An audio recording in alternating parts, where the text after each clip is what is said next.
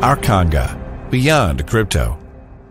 Our mission is to empower you with the freedom to control your own financial future through innovative tools and a unique approach in the world of cryptocurrency.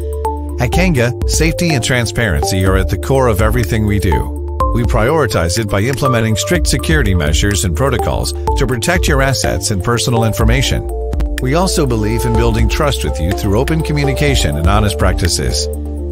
Our journey started in 2018. We have evolved from a simple cryptocurrency exchange to a multi-blockchain platform, offering you 250 active trading pairs, including the best coins on the market, our Omega stablecoins, staking opportunities, and early investments in high-potential projects. Our main goal is to rank permanently in the top 10 cryptocurrency exchanges in the world. We are dedicated to making it a reality. Shortly after the launch, we opened our first cryptocurrency exchange office in Gdańsk. Now, we are proud to have the largest network of physical exchange points, with over 350 stationary locations in 14 countries, and we are constantly expanding. We have processed over 200,000 transactions and counting. Our aim is to make our exchange points accessible to more people, with the goal of having one office per 5,000 people worldwide. And where there is no exchange office, you can always rely on Kanga Local. Our community is growing rapidly, and we want every person in the world to be able to find a representative of Kanga Local within a radius of 15 kilometers from them. We know that the future of payments is cryptocurrencies, and we are ready for it right now. That's why we have created Kanga Pay. It allows you to pay with crypto in less than 60 seconds in the e-commerce and physical shops. You can use Kanga Pay to buy everything from cars to watches, houses to groceries and more, making it more convenient than ever to use digital currencies every day. And with our debit Kanga card, you have access to ATMs worldwide, instant transfers to Kanga, and the ability to top up with stablecoins. Our financial services don't stop there. With Kanga Loan, you can get stablecoins secured by another of your cryptocurrency holdings. It's easy and accessible, and it's another way to give you full control over your finances. At Kanga, we believe that education is the key to the future of cryptocurrency adoption. That's why we have created Kanga University that offers free crypto knowledge, no matter if you're a newbie or a pro. We are constantly expanding our platform, conducting research, and adding new lessons to provide up-to-date knowledge. And last but not least, our crown jewel, KNG, our exchange token. We started with 21 million coins. Last year, we conducted a buyback, and we bought back over 350,000 KNG tokens from the market for more than $1 million. Half of it was burned, and the other half was returned to KNG stakers. By staking KNG in our exchange, you can participate in our revenues and enjoy lower fees and priority access to IEOs. This is the tip of the iceberg when it comes to the utilities of KNG.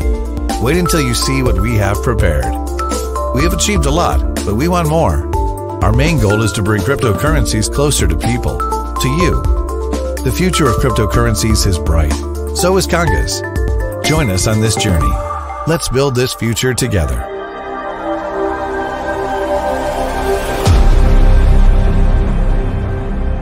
We are Kanga, beyond crypto.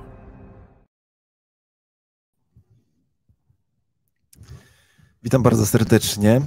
Dzisiaj mamy wtorek, 18 dzień kwietnia 2023 roku. Imieniny obchodzą Flawiusz i Gosława. W Gdańsku mamy 9 stopni Celsjusza, częściowo zachmurzenie. Blok BTC 785921, cena KNG 2,36 USDT, cena cash 238 KNG.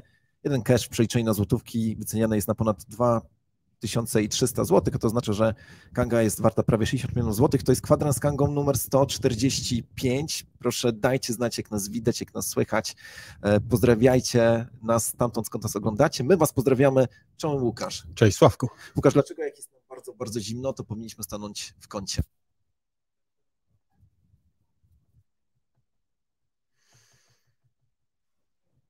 Nie wiem. Bo tam jest 90 stopni. Bardzo dziękuję. Bardzo dziękuję. Łukasz, zanim opowiemy, co takiego dzieje się nowego w Kandze, powiedz, co dzieje się na rynku Bitcoina. Wesoło. Dzieje się bardzo dużo. Zacznę może od Ethera, który ustabilizował się na poziomie ponad 2100. Oczywiście wszyscy wiemy, że był update sieci, dosyć istotny. Mogły być uwolnione środki, które do tej pory były zestejkowane i wszyscy, może nie wszyscy, ale dużo osób obawiało się tego, że cena poleci w dół, bo ludzie zaczną wyprzedawać jakieś kolosalne ilości, a tu się okazało, że jest wręcz przeciwnie. Można powiedzieć, że mimo tego, że całkiem sporo ETH weszło w rynek, to nie mieliśmy efektu takiego negatywnego dumpa. Co więcej, właśnie umocnił się na tym poziomie powyżej $2000 i wielu analityków, magików i wróżbitów mówi o tym, że tutaj cel, który mamy przed sobą, to jest 2200 i 2500 i to będzie w krótkim czasie. Łukasz, mam problem z mikrofonem podobno. Czy to jest prawda? Dajcie znać, czy mnie teraz widać, czy słychać, bo ciebie, Łukasz, podobno dobrze słychać, ale nie było słychać odpowiedzi jakby sensu suchara, więc proszę napiszcie, proszę, czy teraz mnie słyszycie i czy słyszycie dobrze Łukasza. Już jest git, więc powtarzam jeszcze raz dowcip. Łukasz, dlaczego jak jest nam bardzo, bardzo zimno, to stoimy w kącie? No już wiem, ale nie wiem. Dlatego, że tam jest 90 stopni. Dobra, było słychać twój komentarz a propos Ethereum. Tak, no wracam do tych naszych malarzy i różnych grafików, którzy w Paincie malują kreski. Ja oczywiście cenię bardzo ich opinię, bo naprawdę czasami można się ciekawych rzeczy dowiedzieć. W tej chwili mowa jest właśnie o tym, że 2500 jest w zasięgu ręki dla ETH. Z drugiej strony niektórzy mówią, że jeżeli będzie jakaś korekta, to się okaże w momencie testowania $2000. Jeżeli spadniemy poniżej $2000 i nie wyjdziemy ponad, to raczej będzie sygnał do takich głębszych spadków, do jakiejś głębszej korekty. Z Bitcoinem natomiast zrobiło się dziwnie, bo dominacja Bitcoina gwałtownie spada. To zaczyna być interpretowane przez niektórych jako altcoin season znowu. Może, nie wiem, wiadomo, no pierwszy altcoin, czyli Ethereum wystartował, mamy całkiem pokaźne wzrosty. Ja powiem tak, dla mnie Bitcoin ciągle królem. Uważam, że Bitcoin to jest ten motor, który napędza krypto, więc wierzę w to, że on jest tym fundamentem. Czy spadnie jakoś gwałtownie, bo pojawiały się pogłoski w sieci, że 27-25 tysięcy to są te poziomy, których możemy się spodziewać przy korekcie. Nie wiem, coraz mniej osób o tym mówi, coraz mniej pokazuje te poziomy, raczej jest mowa o reteście 29-30, co w tej chwili mamy, co widzimy, i zmierzanie w kierunku 32 i kolejny próg to psychologiczna bariera 40 tysięcy. Naprawdę jestem ciekaw, jak to będzie wyglądało. Można powiedzieć, że siadam przed telewizorem z popcornem w ręku i patrzę, ale jest na pewno ciekawie. Sentyment rynku jest bardzo, bardzo pozytywny, więc można mówić o tym, że ten strach już zniknął. Wskaźnik Fear and Greed pokazuje, że mamy umiarkowany greed, czyli umiarkowaną chytrość. Tak. I to wskazuje, że raczej możemy mieć wzrost. Oczywiście jest parę pułapek po drodze, jest parę wiadomości, które mogą nas przestraszyć, ale oglądałem, tak jeszcze chwilkę, Sławku, zanim siedzimy dalej, oglądałem chciwość, właśnie, nie chytrość, chciwość, tego słowa mi zabrakło. Tak. Jeden z analityków, którego oglądam, który omawia rynek tradycyjny, mówi o tym, że zaczynają się dziać dziwne rzeczy, bo jakiś czas temu, jak mieliśmy złe wiadomości, to one były faktycznie złymi wiadomościami. Potem się okazało, że złe wiadomości tak naprawdę są dobrymi wiadomościami, a dobre wiadomości są złymi wiadomościami dla rynku, a w tej chwili mamy najgorszy możliwy wariant. To znaczy nie wiemy, jakie są wiadomości. To znaczy wiemy, że jest wiadomość dobra albo zła, ale czy ona jest naprawdę dobra, czy naprawdę zła, tego nie wiemy. I to zaczyna wpływać nerwowo na rynki, bo nie ma nic gorszego dla rynku jak niepewność. Mogą być złe wiadomości, rynek sobie z tym poradzi, mogą być dobre wiadomości, rynek sobie z tym poradzi, ale jak są wiadomości, rynek nie wie, jak je interpretować, to wtedy wszyscy zaczynają się bać i zaczynają po prostu uciekać z rynku, no i faktycznie mamy taką sytuację. cały czas nie wiemy, co się będzie działo. Odczyty na przykład inflacji w Stanach Zjednoczonych były lepsze niż się spodziewano, a mimo to, bo może powiem tak, jest takie głosowanie, co zrobi Fed. I przed ogłoszeniem tych odczytów około 60%, 65% osób stawiało na podwyżkę o 0,25 w maju, bo w maju będziemy mieli zebranie Fedu, tych stóp procentowych bazowych, a tylko 20% mówiło, czy tam 30% mówiło, że będzie 0, czyli że nie będzie podwyżki. Tak. Ogłoszono rewelacyjne odczyty CPI, czyli tej konsumenckiej, wskaźnik konsumenckiej, nazwijmy to inflacji, tak? Które były lepsze niż prognozowano. I co się stało? Teraz 80% osób uważa, że będzie podniesione o 0,25, a powinno być odwrotnie. Ciekawe. Nie wiadomo, jak to interpretować. Faktycznie na rynku jest w tej chwili nerwowo. Nikt nie wie, co zrobi Fed. SEC tutaj nie pomaga. No ale myślę, że zaraz SEC ma swoje problemy. O tym porozmawiamy. Tak, czytam komentarze, które w tej chwili tutaj są. No i powiedziałeś, Łukasz, że jak śledzisz wykres Bitcoina czy Ethereum, to bierzesz popcorn i po prostu masz dobry czas. No i myślę sobie, że niektórzy mogliby to samo powiedzieć na temat tokena KNG i na temat Kangi. Ktoś napisał, na przykład Krzysztof, to jest chyba jedyny taki mocno negatywny komentarz, że cena tokena KNG ruszy jak lawina w dół. No i trzeba, jakby nie patrzeć, musimy się zetrzeć z tym, że wartość naszego tokena gdzieś tam krąży pomiędzy 2 a 3 dolary. I co z tym zrobić? Zresztą początek jeszcze, pierwszy komentarz, który napisał Harponista Harpa. Witam, aby faktycznie było coś mega fajnego, a nie tak jak na szorcie wspomniał Sławek, brudny marketing. Co takiego dzisiaj, Łukasz, się zaczyna? Jaki nowy proces? Rozpoczynamy właśnie dzisiaj, co chcemy zrobić. Możemy na zmianę mówić, kilka newsów konkretnych ujawnić. Kilka newsów. Ja myślę, że większość z Was już się zorientowało. Wystarczy wejść na naszą główną stronę i zobaczyć pewną delikatną zmianę.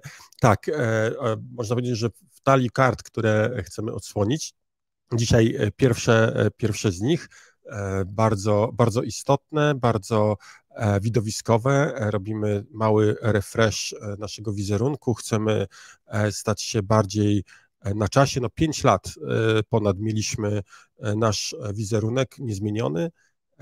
Nie robimy rewolucji w żadnym wypadku. Jest to po prostu ewolucja, ale istotna. Podążamy za duchem czasów, a podążamy, ponieważ otwiera się kolejny rozdział w Kandze, bo...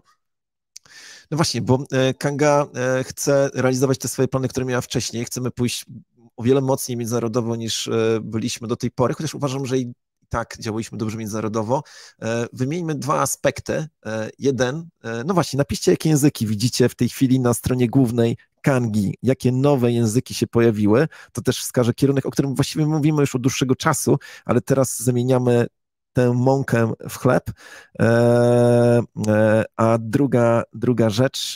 drugiej rzeczy zaraz opowiemy. No ale właśnie od dzisiaj chcemy mówić o nowościach na Kandze, które będą się pojawiały i nie po to, tak sobie myślę, nie po to, żeby robić brudny marketing, no bo przecież rebranding nie jest brudnym marketingiem, jest tak naprawdę, zaraz powiemy, ile nad tym pracowaliśmy, bo to nie był miesiąc, ani 2, ani 3, to był znacznie dłuższy czas.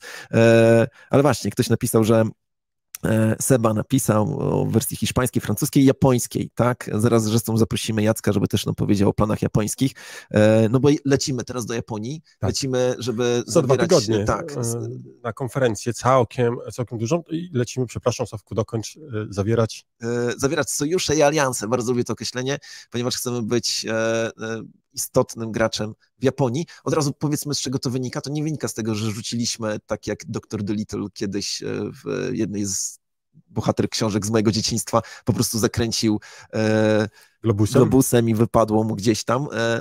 To po prostu wynika z tego, że nasza druga społeczność, nie polska, to jest społeczność właśnie japońska, bardzo, bardzo duża.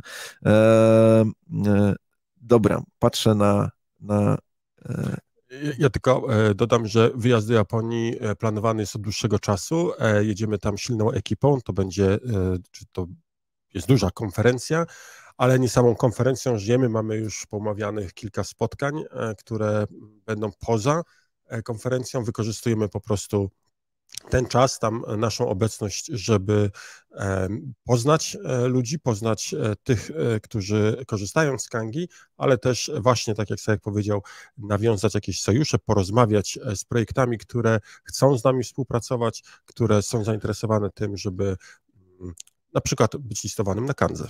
Tak jest i zaraz pociągniemy ten wątek dalej, ale Łukasz, powiedz, co takiego dzieje się w świecie krypto poza Kangą, bo działo się strasznie dużo ciekawych rzeczy w Stanach. Dużo. Ja może powiem o tym, co mnie najbardziej poruszyło. Jedna rzecz to jest świeżynka, bo to wczoraj chyba, tak mi się wydaje, SEC znowu wykonał jakiś szalony ruch, tak? Gary Gensler znowu wypowiada się na temat krypto i tym razem SEC pozywa, czy wysuwa roszczenia wobec Bittrexa i mówi, że na Bittrexie można było handlować, uwaga, 5 security. Nie wiem, jak to interpretować. Czy to interpretować w ten sposób, że te 300 pozostałych par to nie są security, a te są. Może to tak należy interpretować, bo tak naprawdę nikt nie wie. Między innymi Dash, między innymi OMG na tej liście jest i między innymi jest również Algo, tak. I teraz dochodzi do bardzo, bardzo ciekawej sytuacji. Po pierwsze, odpowiedź Bittrexa była bardzo szybka i prezes Bittrexa bardzo szybko odpowiada: drodzy panowie z SEC-u, od 5 lat z wami rozmawiamy, przez ostatnie 5 lat pytaliśmy was, które tokeny uważacie za security, ani razu nie powiedzieliście nam, które to są, wręcz przeciwnie, odmówiliście nam takiej odpowiedzi. Nigdy nie ukrywaliśmy się za prawem, nigdy nie chowaliśmy się, byliśmy dla was dostępni. Dlaczego dopiero teraz? I to od razu z takim roszczeniem, z ukaraniem, a nie w celu prowadzenia dyskusji. To było takie bardzo mocne zdanie i tam też pojawia się zarzut, że po prostu SEC nie działa fair, nie działa czysto, tylko miesza, utrudnia i chowa wszystko. Tam jest użyte, że nie ma przejrzystości w postępowaniu i że znowu SEC rości sobie prawo do stanowienia prawa, a nie do egzekwowania prawa. To bardzo takie mocne słowa. Na co oczywiście Gensler mówi, no to nieprawda. Przecież to nie jest prawda, bo my wszystko robimy przejrzyście i tutaj wyraźnie widać, że po prostu na rynku brakuje regulacji, że problemem rynku nie jest to, że problemem rynku jest brak regulacji, a nie brak przejrzystości. No, straszna odpowiedź. Wiemy o tym, że Gary Gensler będzie miał problemy, bo w końcu biorą się za niego również amerykańscy politycy, ale dorzućmy jeszcze jedną rzecz. SEC poszedł trochę dalej. Nie wiem, czy to pierwszy raz, czy któryś, ale on uderza już bezpośrednio właśnie w CEO Bittrexa. Tak, nie aktualnego, tylko poprzedniego. Tak, i to jest uderzenie, które według mnie ma wystraszyć ludzi, którzy zarządzają dzisiaj giełdami kryptowalut. Zobacz, że w gruncie rzeczy te zachowania SEC-u, jako choćby ściganie za to, że się listuje Algo, no Kanga, przypomnę, listuje Algo, nie tylko Dasha i tak dalej, no to jest tak naprawdę powiedzenie, słuchajcie, trzymajcie się z dala od amerykańskiego rynku i mamy jeszcze ten problem interpretacyjny, no bo przecież w gruncie rzeczy zrzuca się na nas to, żebyśmy za wszelką cenę upewnili się, że na przykład na Kandze albo na innej giełdzie nie ma amerykańskich obywateli. I jeżeli z jakiegoś powodu po cichu amerykański obywatel się zarejestruje i zacznie tradeować, no to SEC może przyjść, czy jakikolwiek inny urząd amerykański powiedzieć: hola, hola, zamykamy was w więzieniu. Bo tak nam się wydaje. Uważam, że to jest po prostu strasznie honorowe, strasznie złe. I właśnie amerykański senator, ty Łukasz jesteś dobry w nazwiskach, zaraz sobie pewnie przypomnisz, tak? Który, ten z Ohio?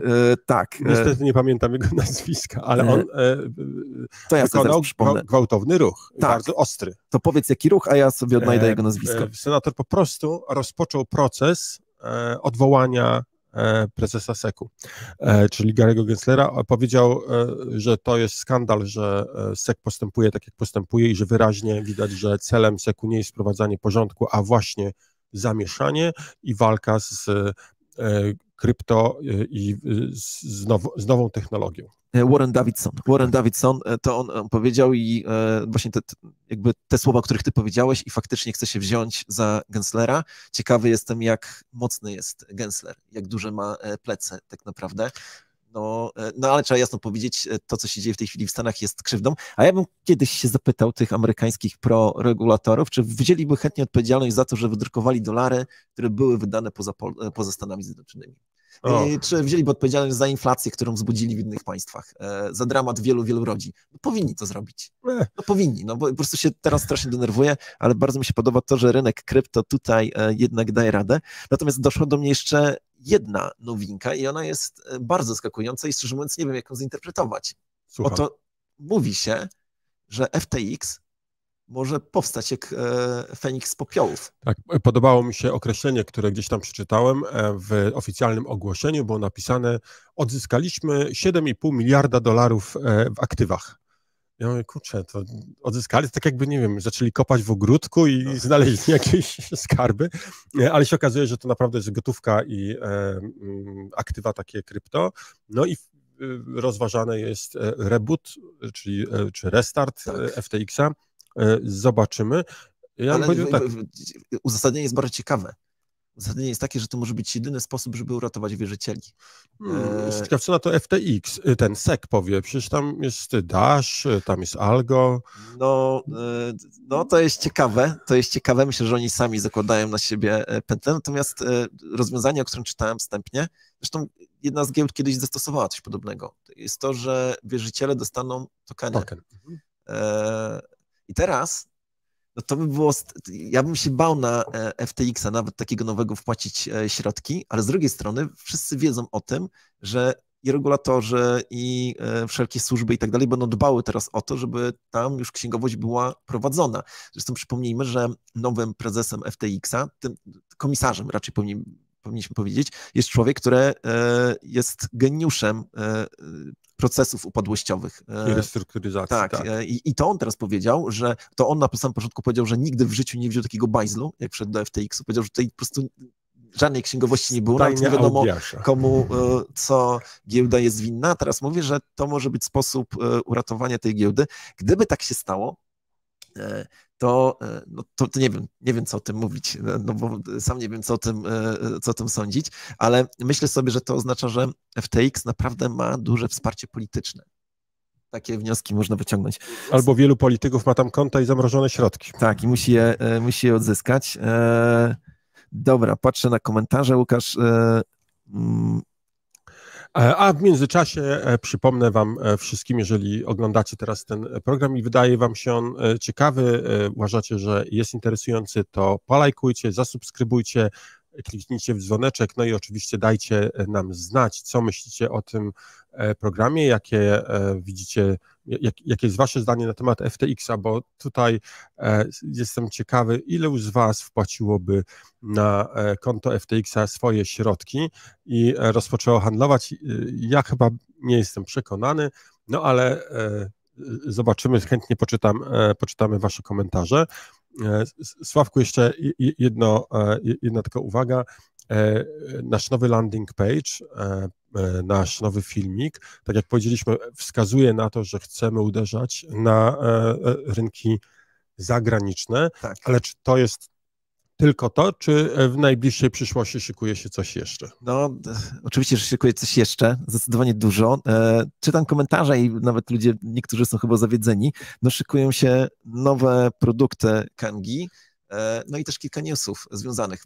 O jednym produkcie dość mocno w tym filmie można było usłyszeć. Mowa, tak. Kangalon to jest system robienia pożyczek stablecoinów pod zastaw innych krypto, coś co zgodnie z naszą wiedzą jest długo wyczekiwanym produktem, produkt Sellback, który jest dostępny w punktach kantorowych i u lokalsów, czy w bankomatach.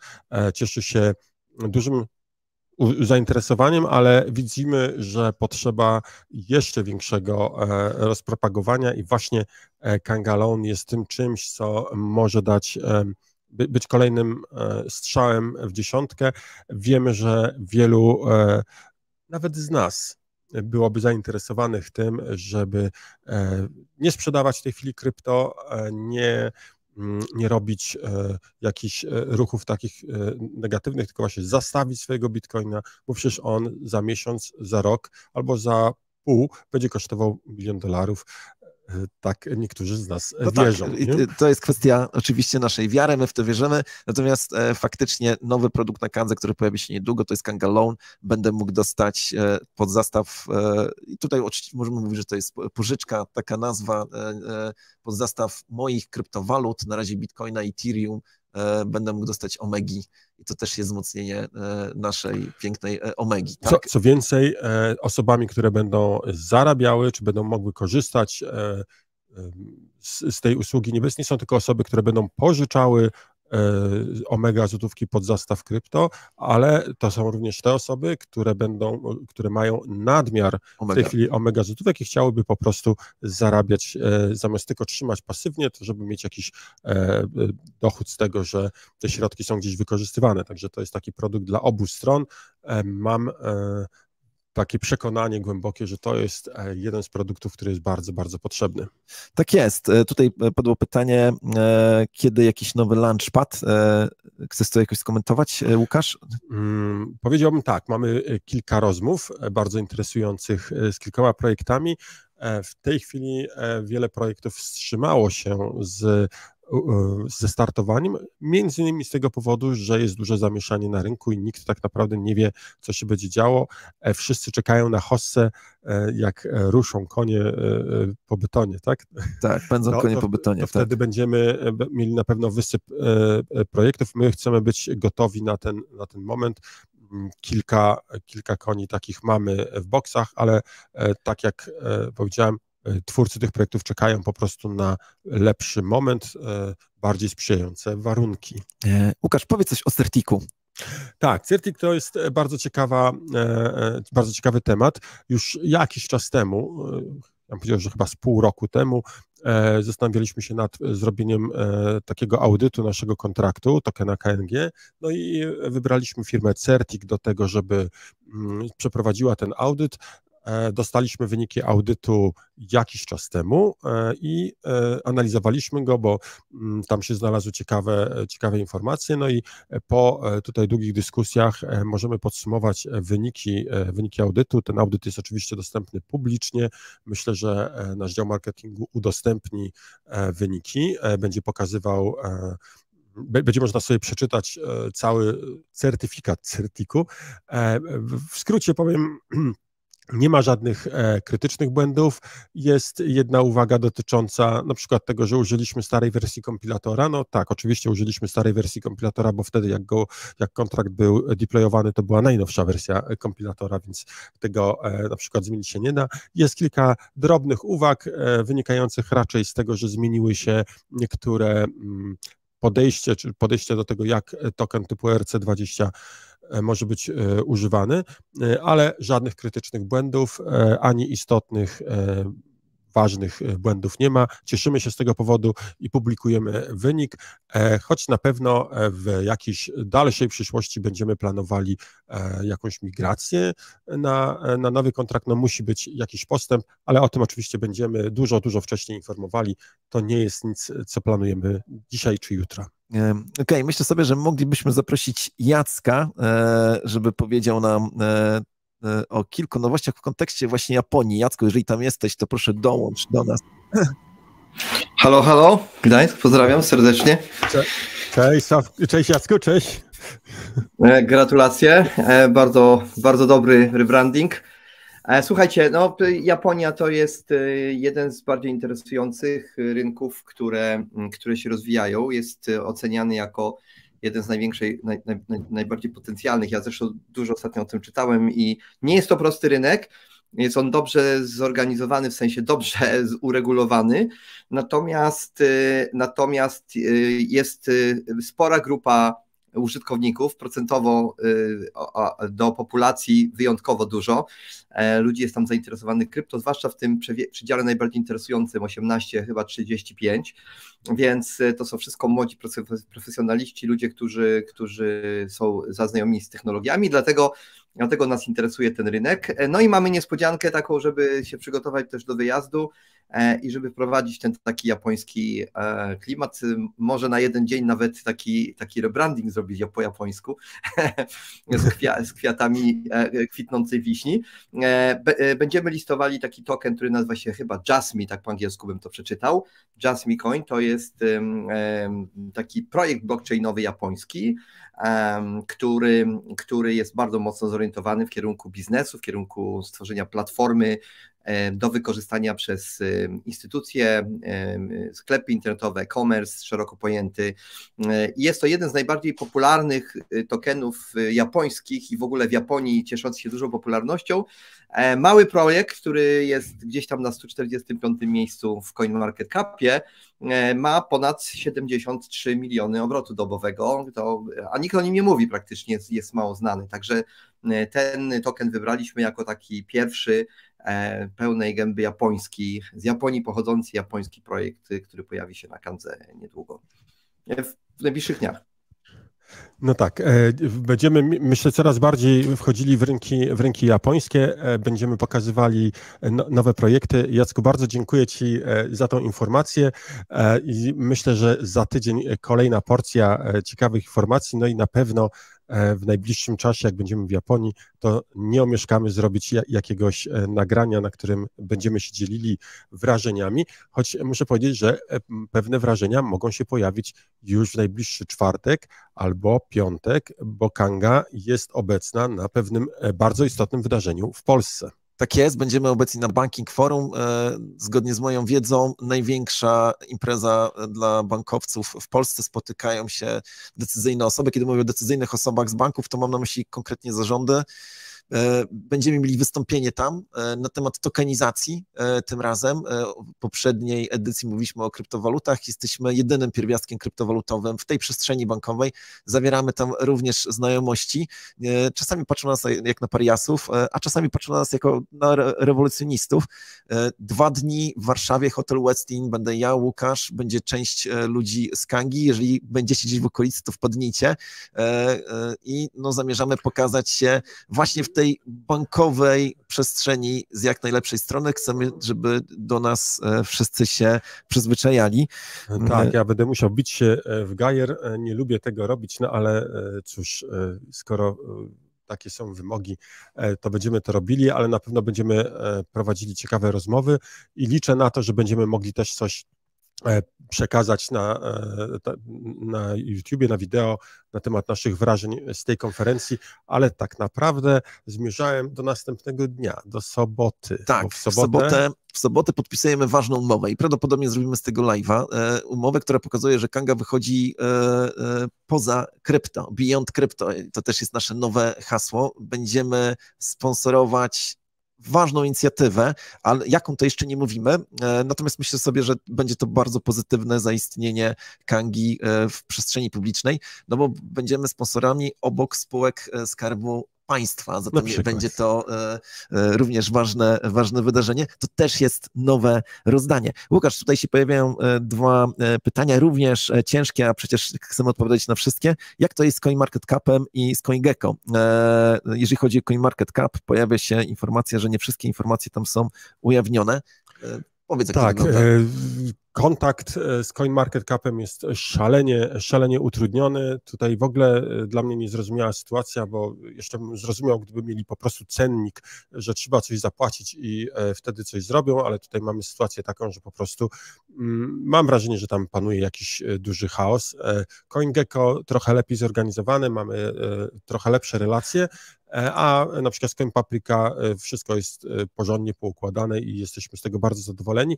Natomiast do Was tutaj apel, słuchajcie, jeżeli ktoś z Was ma jakiś kontakt z CoinMarketCapem, bardzo prosimy o kontakt z nami, szukamy wszelkich możliwych dróg dojścia do nich, chcemy z nimi porozmawiać i ustalić, co tam się tak naprawdę dzieje, może będziemy w stanie im w czymś pomóc, ale oczywiście przede wszystkim chodzi nam o to, żebyśmy mogli zaktualizować informacje dotyczące i giełdy Kanga i oczywiście samego tokena KNG.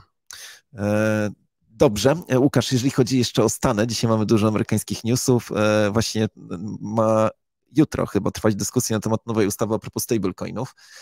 Oto amerykański ustawodawca poważnie myśli o tym, żeby ukrócić działalność stablecoinów algorytmicznych.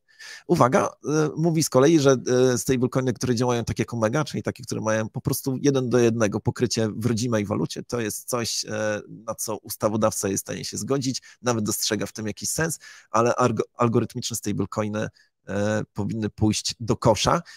Motywacją do tej dyskusji jest zeszłoroczny upadek z dolara Tery. Tak.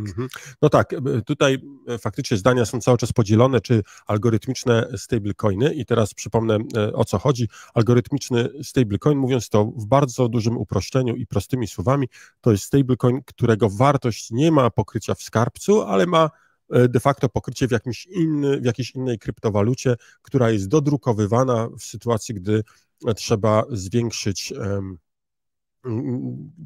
zwiększyć popyt na danego stablecoina, czyli skupić go, żeby jego cena nie spadała, albo jest w drugą stronę wymieniany, jeżeli mamy za wysoką wartość, czyli automatycznie jest wyrównywana cena stablecoina do jednego na przykład dolara. Tutaj zagrożeń jest moim zdaniem dużo. Według mnie jeszcze rynek nie dojrzał do takich algorytmicznych i faktycznie...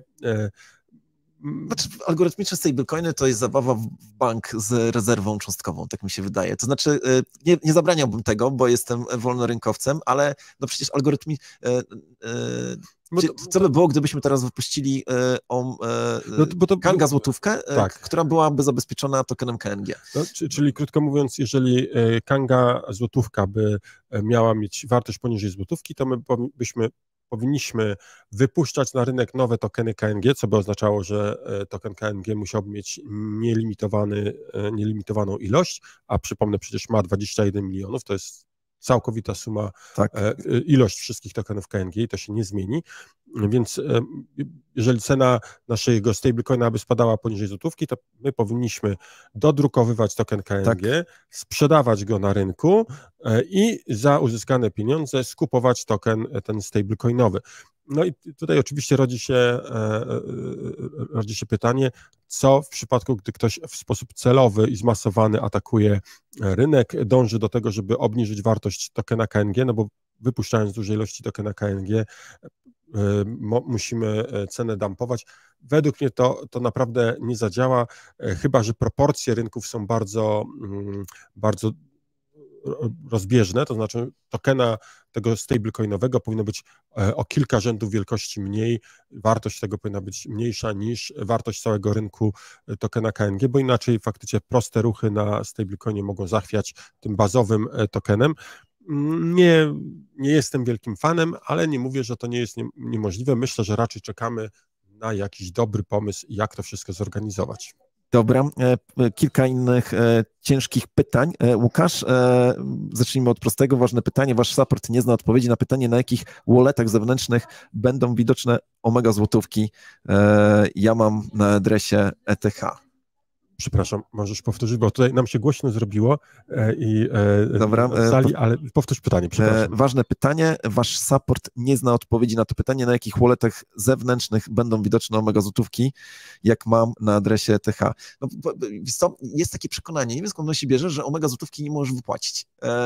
Możesz wypłacić z Kangi bez żadnego problemu po sieci Ethereum i myślę, że wkrótce po kolejnych blockchainach będzie można to zrobić, ale zakładam, że w tym pytaniu, bo tak nie do końca rozumiem, jeżeli go wypłacisz, no to będziesz miał na tym portfelu, na który wypłacasz, czyli tutaj, Piotrze, nie bardzo wiem o co chodzi. Jakbyś jeszcze raz zadał pytanie, to bardzo chętnie spróbuję na nie odpowiedzieć. Dobra, kolejne pytanie, no właśnie, kiedy KNG będzie na portfelu Ledger? Kiedy będzie Ledger? KNG na portfelu Ledger, no to znowuż... Trzeba wypłacić po prostu sobie na swój adres Ledgera. Tak jest. Nie ma o czym mówić. On jest na Ledgerze, to znaczy token ERC20, Ledger obsługuje wszystkie tokeny ERC20, więc nie powinno być problemu z tym, żeby go wypłacić na Ledgera. Dobra, tutaj wątpliwość, którą zgłasza Zonev, a co jeśli nie skupiliście tokena KNG za $1 milion, czyli w ramach naszej akcji buyback z IEO, tylko rozdaliście go ze swoich zasobów, a pieniądze ze zbiórki poszły w nowe pary krypto, którym dziwnym zbiegiem okoliczności ostatnio było masa na Kandze. To znaczy, rozumiem, że tutaj jest taki zarzut, że my te środki z tego miliona schowaliśmy sobie do kieszeni, więc na razie złóżmy tylko operacyjny statement, że w żadnej mierze tego nie było. Połowa środków poszła na scope, który został rozrzucony po POS-ie, a druga połowa na scope tokenów, które zostały spalone. Zresztą wszystkie to jest obietnica były... i przysięga. Tak. Zresztą, ale to właśnie było też jawne, no nie? Tak, przecież widać wszystkie transakcje skupu, można prześledzić, podsumować sobie, sprawdzić, te transakcje miały miejsce na rynku w czasie rzeczywistym, podawaliśmy te transakcje, które są wykonywane przez naszego bota, który skupował tokeny KNG, więc tutaj nie ma żadnej jakiejś tajemnicy. No a same transakcje spalania też są widoczne przecież na blockchainie. Tak jest. Dobra, patrzę na jakieś pozostałe komentarze. Kolega trzyma środki na Kandze, jak są one bezpieczne, jak nie ma u was bez własnego portfela. Przeczytaj komentarz. Powiem tak, osobiście zawsze wszystkim mówię, jeżeli masz większe środki, to nie trzymaj tych środków na giełdzie, bo te środki nie są twoje, tylko są giełdy. To jest taki ogólny statement i mówię to mimo, że prowadzimy giełdę i dla giełdy to nie jest, mówiąc wprost, dobre, żeby ludzie wypłacali, tak jak bank nie chce, żeby ludzie wypłacali od niego środki, tak samo nam zależy, żeby ludzie trzymali środki. Mamy trochę inną motywację, nam zależy, żeby ludzie trzymali te środki na Kandze, bo liczymy na to, że zaczną nimi obracać, będą kupować, sprzedawać. To jest podstawowy powód, ale my na Kandze staramy się trzymać, czy zachować wszelkie procedury bezpieczeństwa. No i teraz trzeba to rozważyć. Jeżeli ktoś jest doświadczonym użytkownikiem i umie dobrze przechowywać klucz prywatny, jeżeli naprawdę czuje się w tym bezpieczny, ma odpowiedni, na przykład klucz Ledgera, czy jakikolwiek inny, który można uznać za bezpieczny, to wtedy faktycznie dobrze jest przechowywać te środki na swoim portfelu, mając swoje własne klucze prywatne, ale z drugiej strony trzeba pamiętać, że na Kandze pracują 8 godzin, 24 godziny tak. na dobę, 7 dni w tygodniu, zespół, który pilnuje, żeby te środki były bezpieczne. Bezpieczne wszystkich, to dotyczy wszystkich osób, które wpłacały, więc my w pewien sposób też zapewniamy jakieś bezpieczeństwo. No i tutaj można by się zastanowić, co jest bardziej bezpieczne, czy moja głowa i moje umiejętności, mam na myśli jakiegoś użytkownika, czy profesjonalny zespół, który troszczy się o te środki. Moje postępowanie jest takie, że dla zachowania pewnej higieny praktycznie wszystkie krypto trzymam na Kandze. Robię to właśnie po to, żeby być zmotywowanym do tego, żeby było bezpiecznie i żeby nie było jakiegoś niepotrzebnego zamieszania czy jakiegoś powątpiewania. Moje środki są trzymane na Kandze właśnie po to, żebym pamiętał o tym, że muszą być bezpieczne. Tak jest, bardzo dobrze. Łukasz, ja też trzymam swoje środki na Kandze. Jedyne, co trzymam nie na Kandze, to tych tokenów, których jeszcze nie ma, więc bardzo krótko będę trzymał je gdzie indziej, ale tak wszystko trzymam na Kandze. Może wyniki konkursu. Tak. Powiem, zanim odnajdziesz wyniki, Sławku, to ja przypomnę, mamy nieustający konkurs dla tych, którzy teraz oglądają ten film. Jeżeli jest jeszcze przed czwartkiem, to uwaga, każda osoba, która napisze komentarz i w komentarzu napisze #kwadrans z Kangą 146, może wytypować cenę Bitcoina, jaka będzie w przyszły wtorek o godzinie 9, to jest cena na rynku na Kandze, Bitcoin do USDT, godzina 9. Ten kurs podajemy z dokładnością do $1, nie podajemy centów i jeżeli ktoś ma umiejętności analityczne, to zachęcamy do tego, żeby podzielił się swoim typem, pokazał, jak jego prognozy mówią o tym, ile ten Bitcoin będzie kosztował i podał cenę. A my co tydzień wybieramy jedną osobę, która jest najbliżej tej prawdziwej ceny i ta osoba dostaje nagrodę, a nagroda wynosi 10% łapek w górę, które będą pod tym filmem oddane, czyli lajkujcie, bo to też jest dla Was korzyść. No i dla nas i dla całej społeczności nagroda wynosi 68 tokenów KNG. Dzisiaj szczęśliwiec albo szczęśliwczyni z tego co widzę, pomyliła się tylko o dolara. Tylko o dolara. Cena z godziny 9 to było 29 714, ona trafiła 29 715. Doskonały model, doskonała predykcja. Powiedziałbym, że to jest kobieca intuicja. No, ja myślę, że może za tym stać też jakaś wiedza i jakaś dokładna analiza rynku.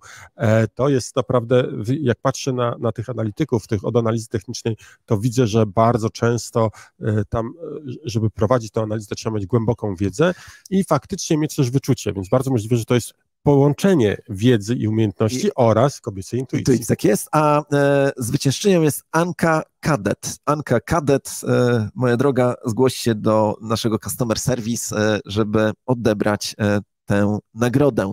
To bardzo fajnie. Gratulujemy. Łukasz, czy masz jeszcze jakieś newsy, a ja będę czytał komentarze w tym czasie. Ja mam z jedną albo z dwie informacje ważne jeszcze. Po pierwsze, każda osoba, która jest we Wrocławiu, może pójść do restauracji, która nazywa się Il Tramonto. To jest restauracja, która już współpracuje z KangaPayem. Możecie pójść i zapłacić za pizzę, za obiad właśnie przy użyciu KangaPay. Zapraszamy i proszę podsyłajcie do nas wszyscy wy, którzy prowadzicie sklepy stacjonarne albo webowe, jakby tylko taką informację, że chcecie przyjmować czy korzystać z KangaPaya. Dlaczego to rozwiązanie jest regulacyjne? Bo mogę płacić kryptowalutą, Łukasz, tobie, który sprzedajesz, na przykład prowadzisz warsztat samochodowy, a ty i tak dostaniesz złotówki. Tak. I to jest wybitnie ważne. Każdy przedsiębiorca, który nawet nie interesuje się krypto, ale chciałby dać prawo kryptowalutowcom korzystać z jego usług, powinien z tego KangaPaya korzystać. Jest to dla nas bardzo ważna usługa. Mam jeszcze jedno ogłoszenie, ale spojrzę na komentarze. To ja może tylko dodam taki komentarz jeszcze związany z sytuacją na rynku. Bardzo dziwna sytuacja się dzieje. Otóż SEC zapowiedział redefinicję giełdy, pojęcia giełdy i ta redefinicja ma spowodować, że wszystkie DeFi, czyli wszystkie zdecentralizowane giełdy będą objęte regulacjami. Zastanawiam się, na ile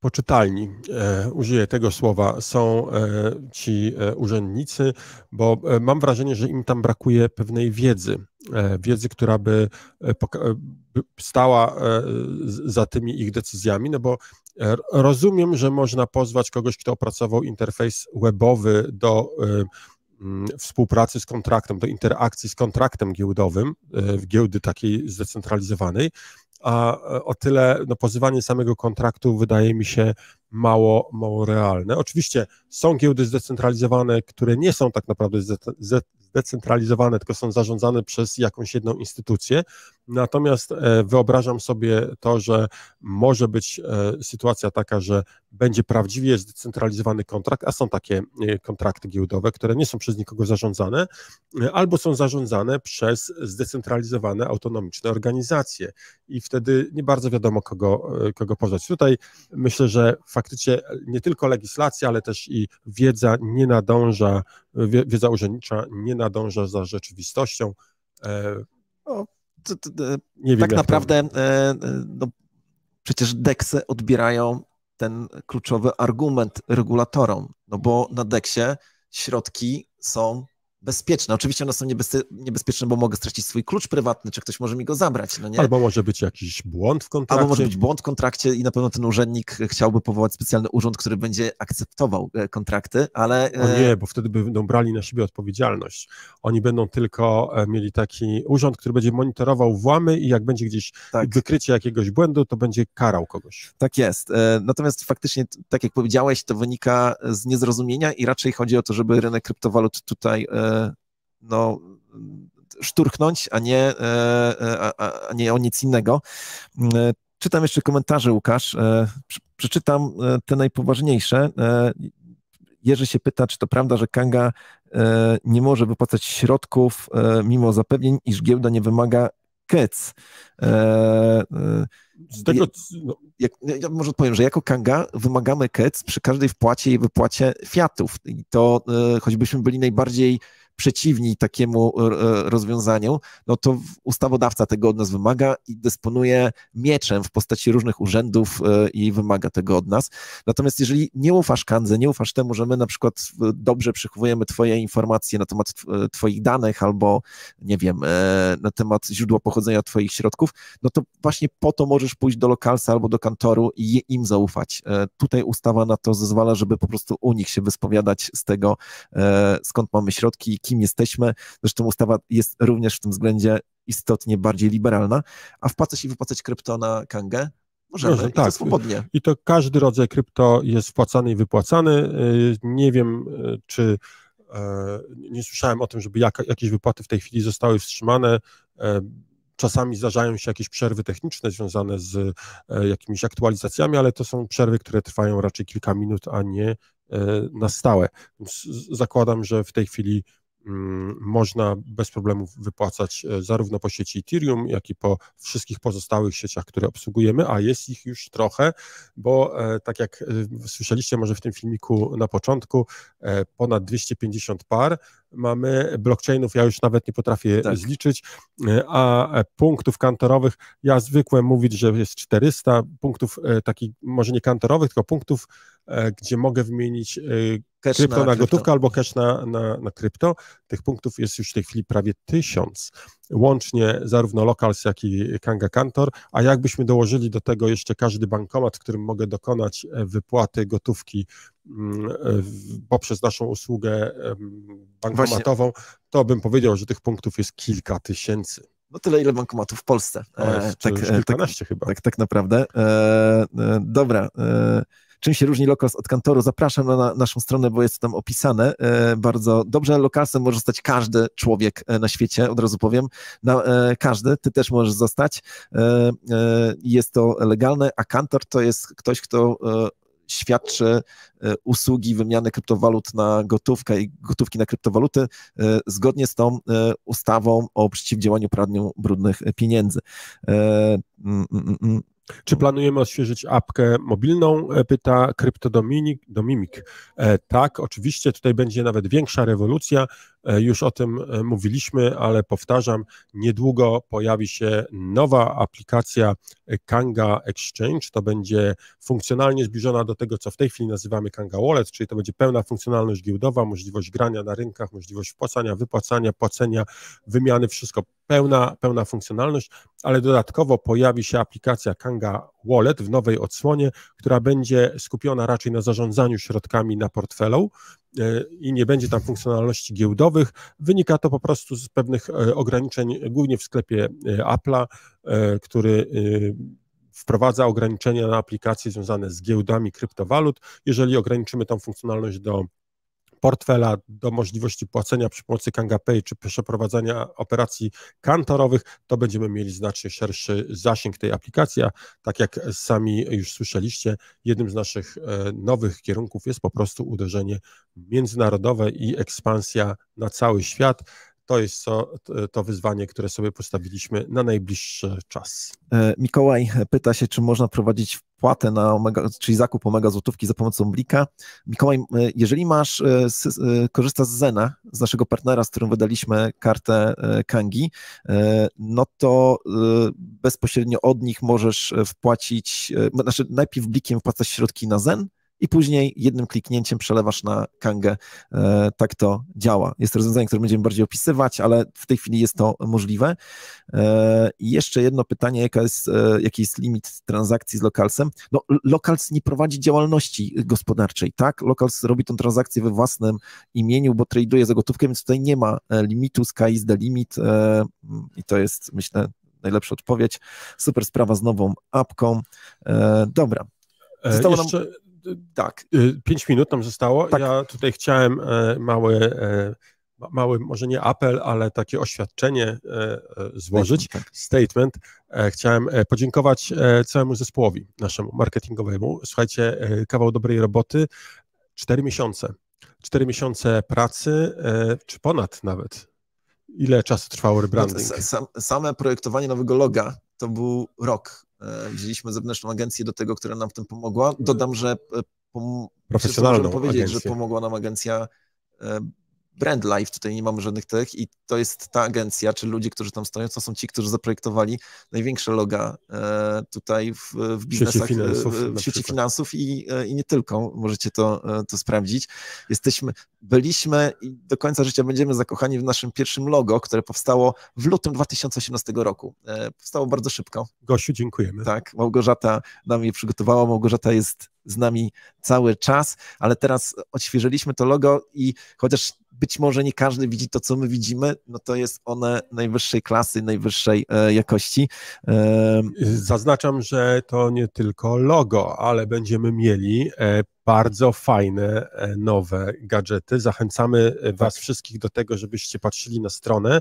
Ja nie mogę się doczekać, aż na któryś kwadrans będę mógł ubrać nową bluzę w nowym designie i z nowymi, bardzo ciekawymi grafikami. To jest coś, co bardzo mi się podoba. Wiele nowych rzeczy. Myślę, że również kolekcjonerskich. To jest coś, co zostało opracowane przez nasz zespół marketingowy. Jeszcze raz wielkie dzięki. Słuchajcie, to był kawał dobrej roboty. Ja wiem, że większość z Was chyba w tej chwili śpi. Ale może jakieś usłuchacie to nagranie. Tak. Jak słuchacie, to usłyszycie. Dzięki. Nie tylko marketing był zaangażowany, również wiele osób w firmie było zaangażowanych w rebranding. Bardzo, bardzo wielkie dzięki. Kawał dobrej roboty, bardzo się z tego cieszymy. Tak jest. Szedłem tutaj z Martą na ten odcinek i Marta ledwie co miała otworzone oczy, bo jeszcze nie spała przed dzisiejszym dniem.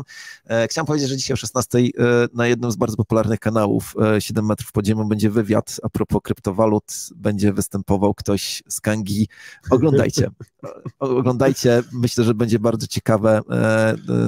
Pierwsze wystąpienie w tego typu talk show kogoś ze świata polskich kryptowalut, to też związane z tą akcją rebrandingową. No i cóż, myślę, że to chyba wszystko. Raczej odpowiedzieliśmy na większość pytań. Coś jeszcze, Łukasz, chciałbyś dodać? Na dzisiaj wystarczy. Zachęcam wszystkich do subskrybowania, lajkowania, komentowania. Bardzo nam na tym zależy. Ja wiem, że to powtarzamy jak zdartą płytę, ale słuchajcie, to działa. To naprawdę działa. Ilość subskrypcji, ilość osób komentujących, oglądających naraz tego live'a ma znaczenie dla algorytmów. Staramy się iść tutaj do przodu, chcemy dotrzeć do jak największej ilości osób. Jeżeli uważacie, że ten materiał jest dobry i ciekawy, pomóżcie nam go wypromować. Ja tylko tak powiem na marginesie, dla tych, którzy nie wiedzą, cały czas na wszelkich sieciach reklamowych od Google'a czy Facebooka jest ban na marketing taki płatny. My nie możemy przeprowadzać tego marketingu z niewiadomych dla nas powodów, a z drugiej strony nie chcemy łapać się jakichś nieuczciwych zagrywek i kombinowania, które jest nam oferowane. My tego nie stosujemy, my lubimy grać w otwarte karty, więc czekamy teraz tylko na Wasze działania i zależy nam na tym, żebyście to Wy pomogli nam też wypromować ten kanał. I na koniec ocena. Napiszcie, czy ten... w skali od 1 do 6, jak oceniacie ten odcinek, 1 to bardzo słabo, ktoś zwrócił mi ostatnio uwagę, że nie powinienem mówić... Że zmarnowałeś jego życie? Nie, to jeszcze mogę mówić, ale że chcę się zabić, to już nie. Więc 1 oznacza, że zmarnowaliśmy godzinę waszego życia, a 6 oznacza bardzo dobrze, trzymamy kciuki za was, proszę ocencie. Ocencie, jest dla nas ważne, ale też poprawia nam zasięgi i tutaj obiecuję, że 3 ostatnie komentarze co z cashem, kiedy pojawi się szacowana wartość tokenów na stakingu i co dla stakujących z dużym procentem KNG, na to po prostu odpowiemy na kolejnym kwadransie, ok? Żeby nie było, że unikamy jakiejś odpowiedzi. Dzięki, Łukasz. Okrzyki, używaj odważnie Kangi, kryptowalut, Łokik. I Bitcoin ciągle królem, BCK i z tym zostawiamy was na najbliższy tydzień. Do zobaczenia może w piątek, a na pewno w sobotę. Tak jest. Dzięki, hej. Cześć.